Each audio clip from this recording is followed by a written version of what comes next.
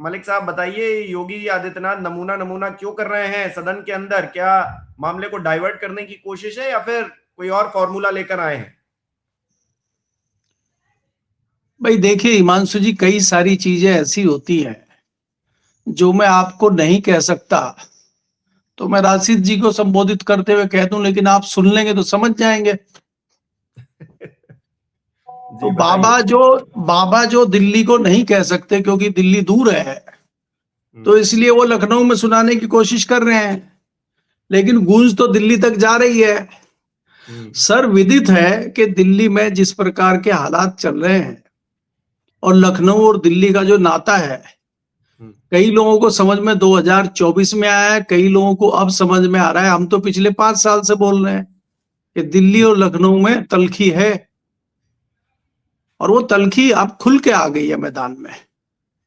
देखिए राजनीति में ये सारी चीजें चलती हैं। ऐसा नहीं है कि किसी भी सियासी दल को कोई विपक्षी मारता है या उसका जो विरोधी सियासी दल है उसी से उसको नुकसान है और वही उसके लिए दुश्मन है। दुश्मन अंदर भी है, अंदर ज्यादा खतरनाक है। बाहर वालों से तो वो निपट सकता है, लेकिन अंदर वालों से निपटना मुश्किल है। इस लड़ाई को समझने के लिए आपको यह समझना होगा कि जो नंबर 1 नंबर 2 की लड़ाई भारतीय जनता पार्टी में लगातार चल रही है, नंबर 2 के आसपास जो भी पहुंचता है उसको निपटा दिया जाता है। उसमें आप शुरू करिए महाराष्ट्र से निपटाए गए, फिर मध्य प्रदेश वाले निपटाए गए, फिर राजस्थान वाली निपटाई गई, फिर दिल्ली में 1-2 लोग निपटाए गए। अब बचे कौन? तो बच तो यूपी रहा ना। तो यूपी में या तो वो निपटा दें, तो ये थोड़े मजबूत हैं, या तो ये निपटा दें। इन्होंने निपटाने की कोशिश की थी 2024 में, और 2024 में इन्होंने बड़ा तगड़ा झटका दिया था और उसकी गूंज नागपुर तक पहुंची थी। तब तक आज ये बने हुए हैं। अगर वो गूंज नागपुर तक नहीं जाती और ये मजबूती से खड़े नहीं होते तो आज ये आपको दिखाई थोड़ी देते, ये भी बदल गए होते। और यहां भी एक रबर स्टैंप रखी हुई होती लखनऊ में भी, जैसे बाकी राज्यों में रखी हुई है। तो इसलिए ये लड़ाई बड़ी है और इस लड़ाई में एक व्यक्ति को निपटना है। अब उसमें दिल्ली वाला निपटेगा कि लखनऊ वाला निपटेगा, ये तय होना बाकी है, और ये लड़ाई ऐसे ही चलती रहेगी। तो इसलिए जो आज सीएम योगी ने विधानसभा में कहा है, वो उनका इशारा सीधे सीधे है। जहां उनको जो आवाज पहुंचानी थी वो पहुंचा दी है। किसी के माध्यम से वो कुछ भी कहते रहे, कुछ भी सफाई देते रहे, वो उन्होंने स्पष्ट कर दिया है। कम से कम मेरा तो मानना यही है। तो नजरें कहीं और है, निशाना कहीं और है, आप ये कह रहे हैं? नहीं, कहीं पे निशाना और कहीं पे नजराना और कहीं पे हराना और कहीं पे जिताना, ये लंबा है मामला। मलिक साहब देखिए, इस सिरप कांड में अभी कुछ दिन पहले ही, 2-3 दिन पहले ही, जब पहला दिन था, उस दिन तो खैर सदन चला नहीं, उस दिन जो है एक तस्वीर बड़ी वायरल हो रही थी। पाठक जी भी तस्वीर लेकर घूम रहे थे, मौर्य जी ने भी तस्वीर का जिक्र किया, योगी जी ने भी तस्वीर का जिक्र किया और कहा कि भाई ये तो समाजवादी पार्टी के करीबी लोग हैं जो अब धरे जा रहे हैं, पकड़े जा रहे हैं। लेकिन अब एक तस्वीर और निकलकर सामने आई है, जो अरुण सिंह है, राष्ट्रीय महासचिव, डिप्टी सीएम ब्रजेश पाठक, इन सबके साथ में विभोर राणा, जिसको गिरफ्तार किया गया है, उसकी तस्वीर निकलकर सामने आई है। तो अब ये सब तस्वीर पर कुछ नहीं बोल रहे हैं। अभी सपा के विधायक हैं, वो सदन में वो तस्वीर लेकर आए थे, दिखा रहे थे, तो योगी जी का मुंह लटका हुआ था, मैंने देखा वो तस्वीर देखकर। देखिए हिमांशु जी, ऐसी कोई एक तस्वीर, वहां आप लखनऊ की बात ना करें, पूरे भारत में, पूरे दिल्ली में, मध्य प्रदेश में तमाम चीजें ऐसी हो रही हैं जिसमें भारतीय जनता पार्टी के लोग घेरे जा रहे हैं। अब ये मनोज जी ने आपको बताया ना कि भाई वो उनके यहाँ बुलडोजर क्यों नहीं चल रहा है, इन्होंने तो विस्तार से बता दिया, हम उस डिटेल में नहीं जाना चाहते। यहाँ तो चुनिंदा कार्रवाई हो रही है, चुनिंदा लोगों पे कार्रवाई हो रही है, चुनिंदा लोगों के यहाँ बुलडोजर चल रहे हैं, चुनिंदा लोगों के नाम उछाले जा रहे हैं। जब उनमें अपना दिखता है तो वो बोलती बंद हो जाती है उनकी। भाई आप ये देखिए कि आज दुनिया में सबसे बड़ा मुद्दा कौन सा है? एप्स्टीन का मुद्दा चल रहा है। उस पर क्यों इनकी नानी मरी हुई है? अभी तो नाम आया नहीं है, अभी तो कोई ऑफिशियली कहीं कुछ है नहीं। सिर्फ इन्हीं की पार्टी के एक सांसद हैं जो दुनिया में पढ़ाने जाते हैं, दुनिया की काफी जानकारी है, पिछले 4-6 महीने से वही कह रहे हैं। हालांकि हम जैसे लोग अभी कहीं नाम लेके या कोई वैसे लेके नहीं बोलेंगे, क्योंकि अभी तक तथ्य आए नहीं है कुछ। लेकिन ऐसा पहली बार क्यों हो रहा है? आज तक तो हुआ नहीं भारत में। दुनिया में इस प्रकार के सेक्स स्कैंडल आते रहते हैं, हमें कभी कोई चिंता नहीं हुई, भारत में कभी कोई इस तरह का डिस्कशन नहीं हुआ। ये इसी बार क्यों हो रहा है? ये क्या चक्कर है? और यही क्यों डर रहे हैं? बाकी लोग क्यों नहीं डर रहे हैं? निश्चित तौर पे इससे पहले भी सरकारें रही हैं, अगर ये फाइल खुलती है, जबकि आप ये शुरुआत देखते हैं इसकी 95 96 से हो रही है, और आज हम 30 साल के बाद खड़े हुए हैं 2025 में, फाइलें खुलती हैं तो 30-35 साल का इतिहास आएगा उसमें। तो उससे भारतीय जनता पार्टी क्यों इतना डरी हुई है? उनके नेता क्यों डरे हुए? उसमें तो कांग्रेस के भी कई लोगों के नाम आ जाएंगे, कई पुराने पत्रकारों के भी नाम आ जाएंगे, कई क्रिकेटर के नाम आ जाएंगे, कई नौकरशाह के नाम आ जाएंगे। तो ये जताता है कि डर इनको सबसे ज्यादा है।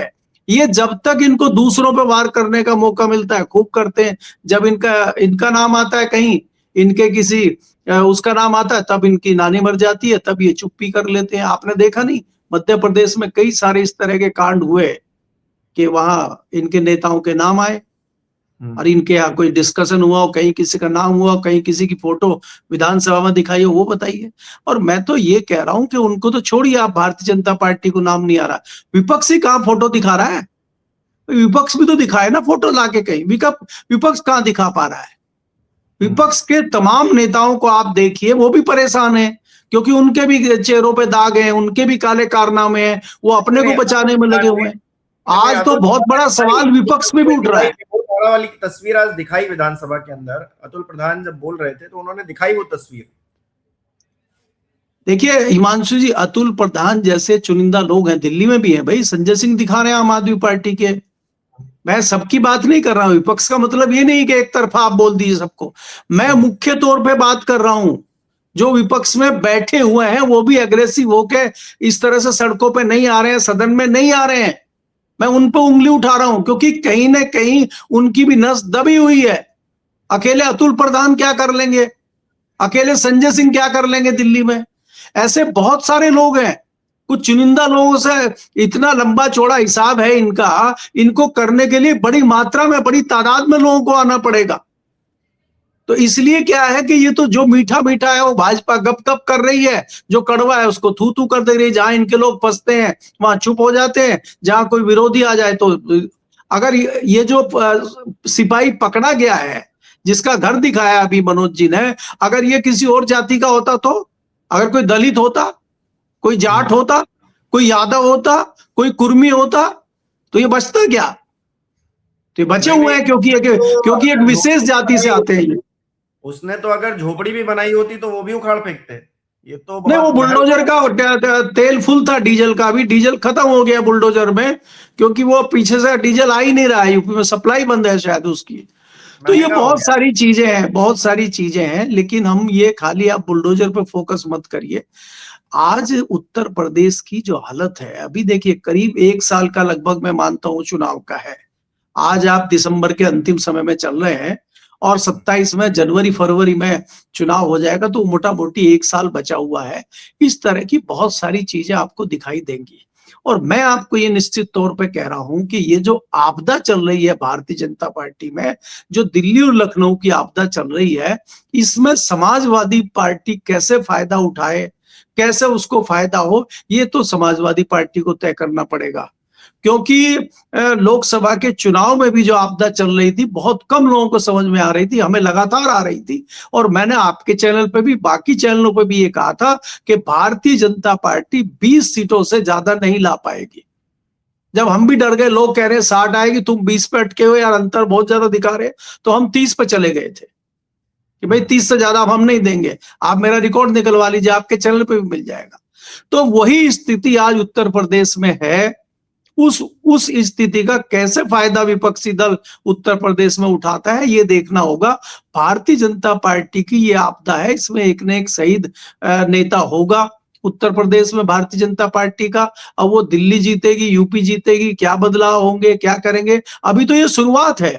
अभी तो नमूने आए, अभी तो जमूरे भी आएंगे इधर, अभी तो जमूरे आएंगे, फिर दूसरा कुछ आएगा। अभी बहुत लंबा खेल होगा इसमें तो विपक्ष के लोग साइड पे खड़े होकर मजे लेंगे और अभी तो सिर्फ ये योगी जी बोल रहे हैं, जो इनके क्रांतिकारी संजय निषाद हैं, राजभर हैं, बाकी लोग हैं, अभी तो उनका भी मामला उठना शुरू है। अभी इलेक्शन जैसे जैसे नजदीक आएगा वो लोग भी बोलना शुरू करेंगे। क्या पता वो अपने योगी जी को ही कुछ बताने लगे, तो वो भी हम फिर डिस्कशन करेंगे यहाँ बैठ के। तो अभी तो एक शुरुआत है, इसका मजा लीजिए। समाजवादी पार्टी जब ये कह रही है कि हमारे लोग अगर संलिप्त हैं, फोटोज आप लेकर घूम रहे हो, तो उनके घर पे ही बुलडोजर चढ़ा दो, उनको भी सजा दे दो, ये तो हो गया ना कि मुंहतोड़ जवाब देना समाजवादी पार्टी की तरफ से। किस तरह देखे सर? नहीं देखिए हिमांशु, ये बात तो समाजवादी पार्टी भी जानती है कि वो इनके आदमी नहीं है, तभी ये भी तो चौड़े होके कह रहे हैं ना सदन में। भाई राजनीति तो ये भी करते हैं ना, तो अगर कहीं ऐसी इनको संभावना दिखती तो ये क्यों कहते? देखिए ये सियासी खेल है सब, तो यही ये तो सब वजह है सियासत। कि बुरा फंसे हैं योगी जी, क्योंकि हाँ लेकिन हिमांशु जी, मैं क्या कहता हूं, राजनीति में ये सब पैतरे चलते हैं और ये कोई नए नहीं है। देखिए हमने तो नेताजी के साथ बहुत ज्यादा रिपोर्टिंग की है, बहुत बारीकी से नेताजी को भी देखा है, बाकी और दूसरे दलों को भी देखा है, कांग्रेस को भी देखा है। उनकी अपनी एक भाषा थी। नेताजी हमेशा कहते थे कि मैं तो कौन सा पछाड़ बोलते थे वो पछाड़ मारता हूं, और मैं तो राजनीति में भी पछाड़ मारता हूं। घोड़ा पछाड़ के धोबी पछाड़ कहते थे वो, क्योंकि वो पहलवान थे। हम तो जानते हैं नेताजी को पटकते थे, वो तो पटकर ही देते थे। तो ये सारी चीजें राजनीति में चलती हैं, उसको आप राजनीति पैंतरेबाजी कहते हैं, राजनीति दांव पेच कहते हैं। भाई सारे जितने सियासी दल हैं सब चाहते हैं कि मेरी सरकार प्रदेश में बने, प्रदेश में बन गई तो फिर मेरी सरकार सेंटर में बने, ये सबका सपना होता है।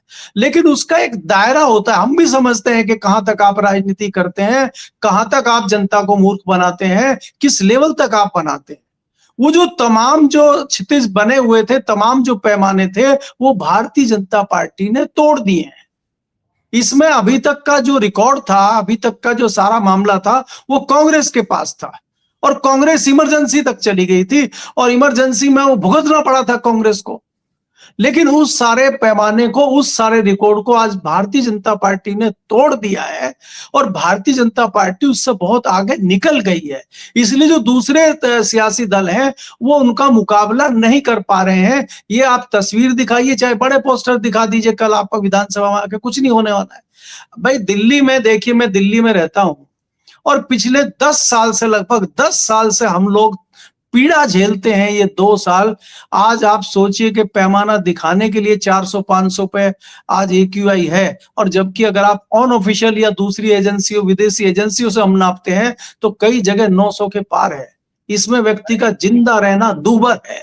लेकिन इसमें क्या था कि जब वहां की मुख्यमंत्री कह रही हैं कि इसको किसी भी उससे टेम्परेचर है वो कहीं से भी नाप लीजिए। मैं उसी पे आ रहा हूं हिमांशु जी। मैं ये कहता हूं कि जो पिछली सरकार केजरीवाल की थी, कम से कम वो कुछ नाटक तो करता था। कभी ओड इवन चलाएगा गाड़ी का, कभी उस पर प्रतिबंध लगाएगा, कभी कहेगा किसान पराली जला रहे हैं, कभी वो कुछ कुछ करता रहता था। कभी वो 20 लड़के रेड लाइट पे खड़ा कर देगा बोर्ड लेके कि भाई गाड़ी कम चलाओ, गाड़ी का इंजन बंद कर दो, वो कुछ तो करता था। तो भारतीय जनता पार्टी उसी की, चाहे प्रधानमंत्री जी बोले थे कि दिल्ली में पॉल्यूशन ये है, आज ना प्रधानमंत्री जी बोल रहे हैं, और रेखा गुप्ता को तो पता ही नहीं है पॉल्यूशन क्या होता है। वो AQI को PQI बताती और कहती थर्मामीटर लगा दो, और जहां जहां पैमाने लगे हुए हैं प्रदूषण को नापने के, वहां छिड़काव चल रहा है जबरदस्त। वहां आसपास छिड़काव नहीं, पहले सड़कों पे आ जाते थे।